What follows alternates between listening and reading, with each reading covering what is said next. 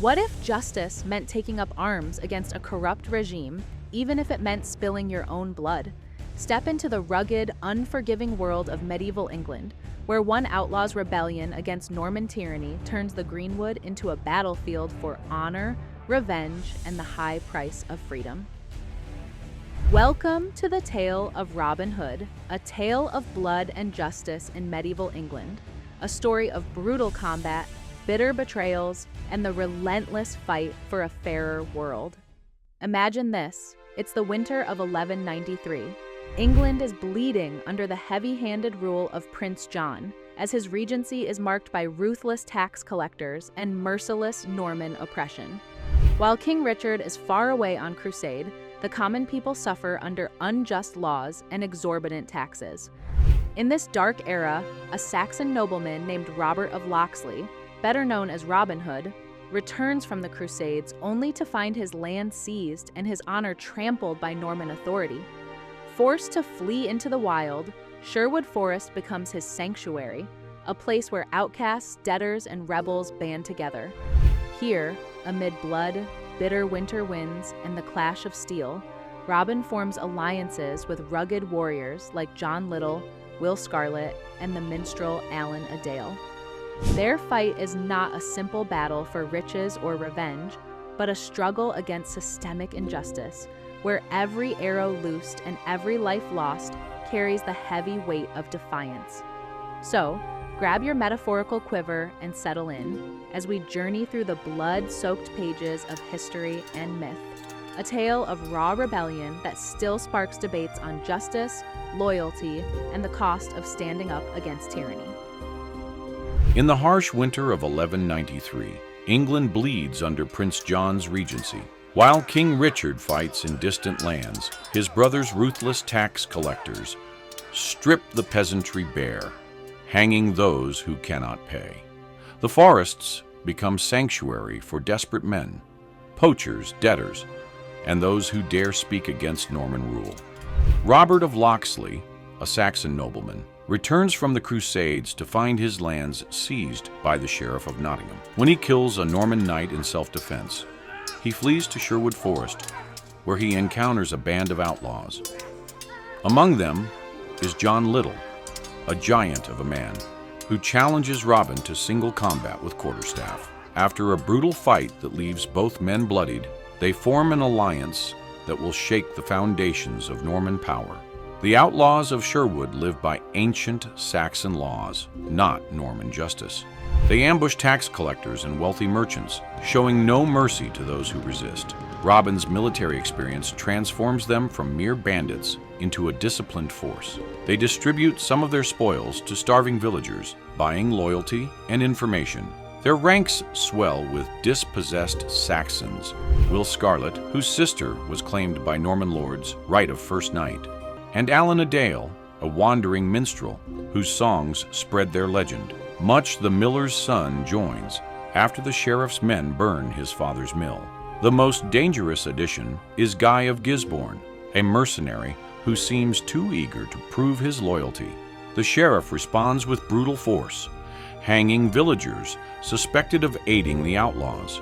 Robin's band retaliates by attacking Norman holdings, burning their hunting lodges, and ambushing their knights. The conflict escalates when they rescue Lady Marion from an arranged marriage to the sheriff. She proves as deadly with a dagger as Robin is with a bow, and their passion blooms amid the violence. Guy of Gisborne reveals his true colors, betraying the band's location to the sheriff. In the ensuing raid, several of the merry men are captured and publicly executed. Robin is forced to watch as Will Scarlet, his closest friend, dies on the gallows. The survivors retreat deeper into Sherwood, their hearts hardened by vengeance. Word arrives that King Richard is returning from the Crusades. Prince John and the sheriff plot to intercept and kill the king before he can reach London. Robin's band undertakes their most dangerous mission. They must protect the king while being hunted themselves. The final confrontation unfolds in a rain-soaked Sherwood. Robin faces both Guy of Gisborne and the sheriff in single combat, while his men engage the Norman soldiers. The fighting is savage and realistic. No clean deaths or heroic speeches, just men killing and dying in the mud.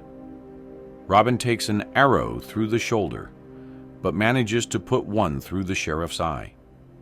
Gisborne dies choking on his own blood after Little John's quarterstaff crushes his chest. King Richard's return brings an uneasy peace. Robin receives a royal pardon, but finds he can never fully return to Norman society. The survivors of his band remain in Sherwood, where they continue to enforce their own brand of justice. Marion joins them, refusing the safety of court life for the dangerous freedom of the Greenwood.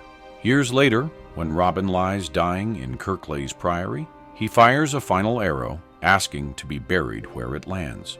The surviving merry men bury him deep in Sherwood Forest, where his legend grows among those who dream of justice in a cruel world. The tale captures the brutal reality of medieval England, the ethnic tensions between Saxon and Norman, the corruption of power, and the cost of standing against authority. It's a story not of a noble thief, but of a man fighting against systemic oppression in the only way he can, and the price such resistance demands. At its core, the legend of Robin Hood is not a tale of a gallant thief stealing from the rich to give to the poor. It is a gritty, unvarnished struggle against systemic oppression. Robin Hood's transformation from a nobleman to an outlaw is a direct response to the brutal realities of his time. England in 1193 was a land where Saxon rights were trampled under Norman rule, and every act of rebellion was both a personal and political statement. His flight into Sherwood Forest symbolizes a return to ancient Saxon traditions, a refusal to submit to the corrupt structures imposed by a foreign oppressor. The band of merry men is more than a ragtag group of rebels. They are a disciplined force molded by necessity. Robin's military experience is the catalyst that turns desperate outcasts into a formidable resistance. Their tactics, ambushes, guerrilla warfare, and targeted strikes mirror the harsh reality of medieval warfare, where every victory was hard-won in a landscape of betrayal and bloodshed. In recent years, cinematic adaptations of the Robin Hood legend have stirred passionate debates among fans and critics alike. Some modern retellings lean toward a sanitized, romanticized version of the legend, glossing over the brutal realities of medieval oppression and the bloody price of rebellion. Traditionalists argue that the true story of Robin Hood is one of relentless bloodshed and raw justice, a narrative that challenges us to confront the darker aspects of resistance against tyranny. On platforms like Reddit and other online communities, discussions rage over how best to balance historical accuracy with modern storytelling sensibilities, ensuring that Robin Hood remains a symbol of both defiant courage and the uncompromising cost of justice. In the final reckoning, as King Richard returns and an uneasy peace settles over England, Robin Hood is granted a royal pardon, but the outlaw can never truly reintegrate into a society built on the very corruption he fought against. The survivors of his band continue to wield their own brand of justice in the depths of Sherwood, their legacy a living, breathing reminder that freedom comes at a staggering price. Years later, as Robin lies dying in the sanctuary of Kirkleys Priory, he fires one final arrow, a symbolic request to be laid to rest where the wild green wood of Sherwood endures. His body is interred beneath the forest floor, and his legend grows in the whispered lore of those who dare dream of justice in a cruel, indifferent world. Robin Hood's story is one of sacrifice, vengeance, and the ceaseless struggle against oppressive power. It is a brutal reminder that sometimes, to reclaim justice, one must be willing to pay with blood, and that the spirit of rebellion can echo through the ages, inspiring those who refuse to bow to tyranny.